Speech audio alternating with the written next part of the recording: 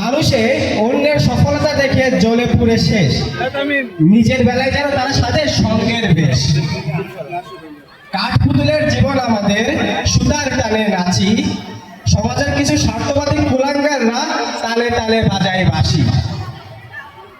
নিজ উদ্যোগে করতে চাইলে কিছু, সমাজের লোকেরা কখনোই ছাড়বে না তোমার পিছু।